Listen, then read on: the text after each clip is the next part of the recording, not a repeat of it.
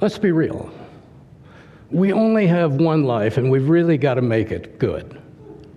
Now, how many of us have ever felt trapped in a job we hated and tried to get out of it? I can see a lot of people nodding. Well, would you welcome a tool that would free you from that? Because there is such a tool today, and that is AI, or artificial intelligence. Now, there's no tool alone that will guarantee you job satisfaction. It requires perseverance, it requires fearlessness, it requires a lot of self-confidence. But AI will make it easier, and AI will make it more certain. Now, I was particularly lucky because I innately had those characteristics. So it allowed me to take a number of random life experiences and be able to parlay them into the most rewarding job that you can imagine. And that was as the founder and the CEO of the North Face brand.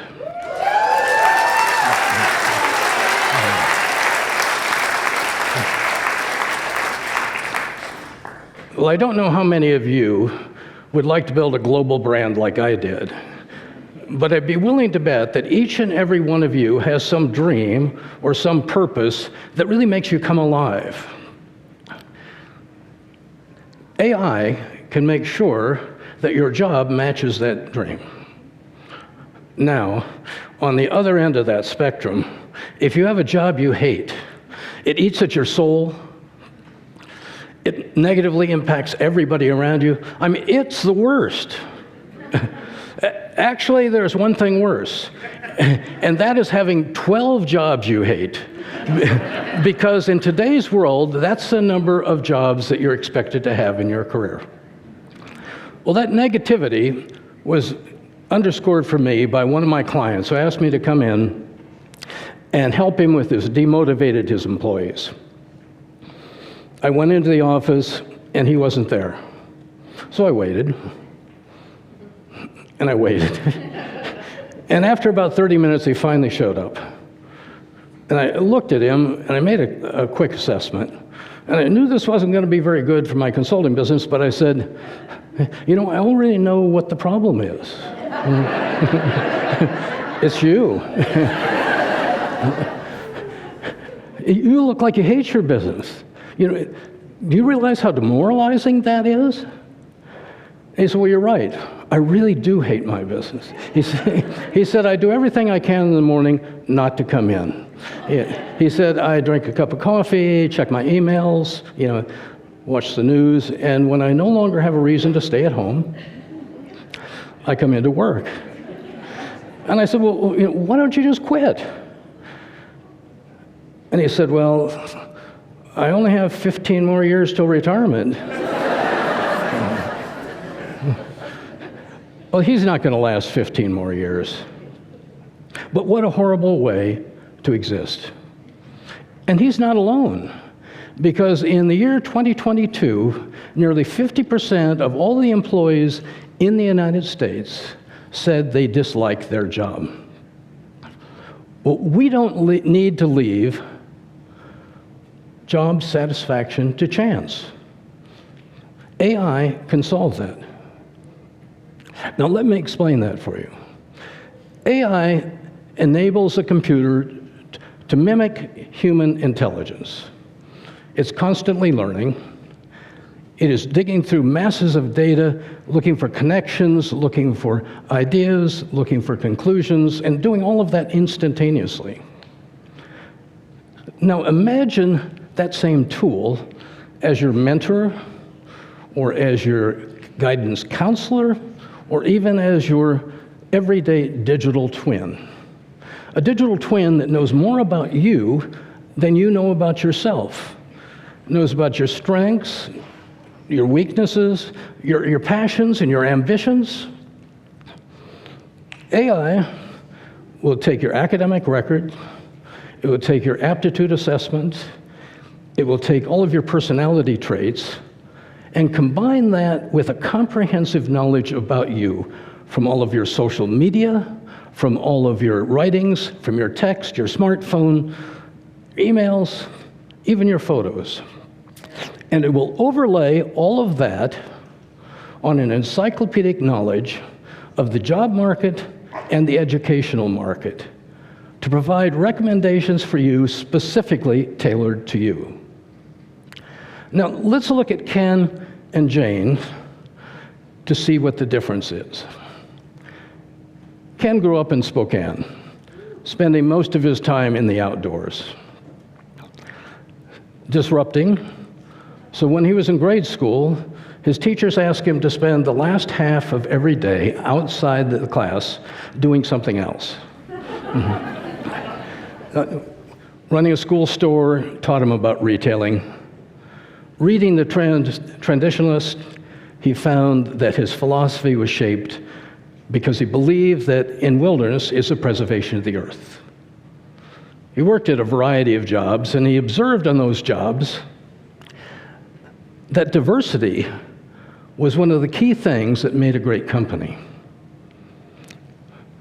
Well, at Stanford, he went through 15 different advisors until he finally found one who would let him study whatever it was he wanted to study. Yeah. However, when he was getting his MBA, his father passed away, and he was thrust into the job of running his family wood product company. A company whose culture lacked most of the things that he thought were vital to himself. It was a typical old school, hierarchical, top-down, white male-dominated business doing little in the way of branding, and was cutting down forests with little regard for the environmental impact. Well, disappointed, Ken sold that business, and in its place, he founded a purpose-based, environmentally friendly outdoor company, one whose DNA perfectly mirrored his own DNA, his passions, his belief, his purposes. Ken is actually me.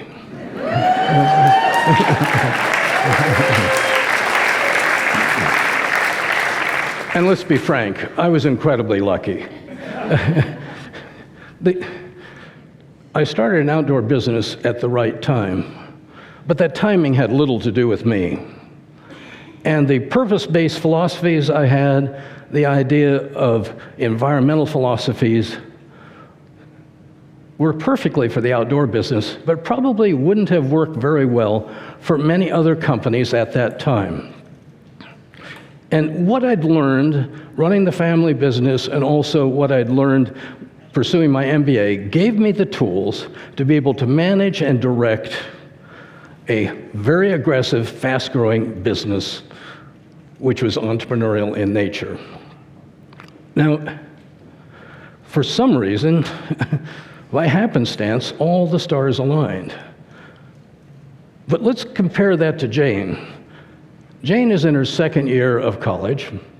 She's trying to figure out what to do with her life, what classes to take, and how to deal with her mounting school debt.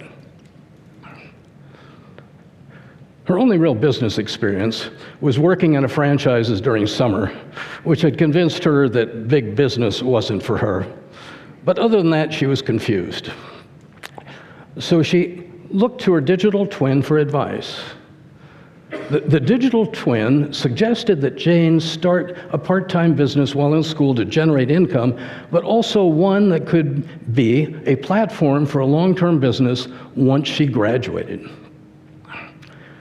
Well, mining Jane's background, her social media, her communications, the digital twin noticed that Jane, one, needed independence, two, she needed a steady income, and importantly, that Jane was a dog lover. Combing through its database of businesses, the AI explains to Jane that there are a number of dog walking businesses in the US that generate over $150,000 a year. And it suggests to Jane where to set up such a business, how much money it would require to do it, and even the probability of success. And to help her out, it points out the classes you could take in school to be able to learn how to start and run a business, and it points to the software that she could employ if she ran that business herself. And frankly, if she didn't like that business, AI could come up with a myriad of other opportunities. Now, assuming that Ken and Jane have a similar amount of drive, they probably both can be successful and arguably satisfied. But Ken's future all hinges, her fate all hinges on happenstance. Jane has a clearly laid out road path. And in today's world of increasing crises and increasing chaos, a well laid out roadmap is significantly stronger than happenstance. Today, there's a crisis in the educational market. Over 1,000 universities are forecast to go out of business or merge within the next decade. And higher education is no longer adequately preparing people for the job market. Today, students owe over $1.8 trillion, and that number cannot continue to go up. There's a crisis in the job market. The average age of a business in the United States has dropped from 67 years to 15 years. As a result, there are no lifetime jobs. And very few companies any longer are doing much in the way of training of their employees. Simultaneously, there's a crisis in our aging market. Anybody born today is expected to live into their 90s. Yet Social Security is arriving later and later. And with that lengthy work span, everybody needs to have more and more jobs, which requires reskilling, upskilling, and continuous education.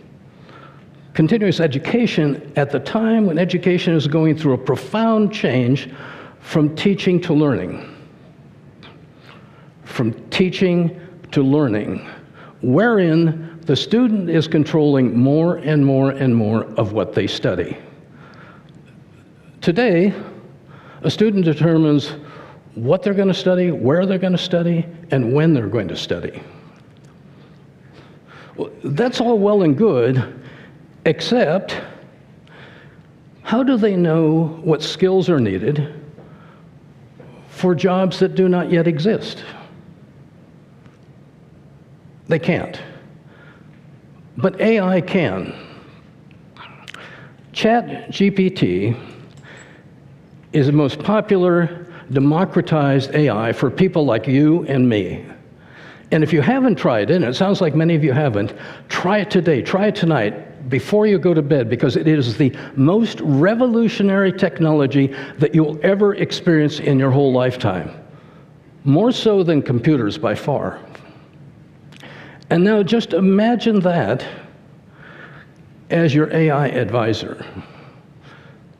My research team has been working 3 years on just developing such an advising tool. And our belief is when we finish it, that the only thing that is going to stand between you and your self-actualization is going to be fear. Society's fear of AI and your fear of now finally pursuing your lifelong dream. I've encountered a lot of technological upheaval while I've been pursuing my passion, so I can understand and empathize with the people who are apprehensive and hand-wringing over this new, revolutionary, unbounded, uncertain technology called AI. But if we want to get everything out of life, everything that we deserve out of life, everything that we should have out of life, we must not let fear stop us from embracing this new revolutionary, world-changing technology. Because, as Charles Darwin pointed out, it's not the strongest of the species that's going to survive, nor is it the most intelligent. It is the one that is most adaptable to change. Thank you very much.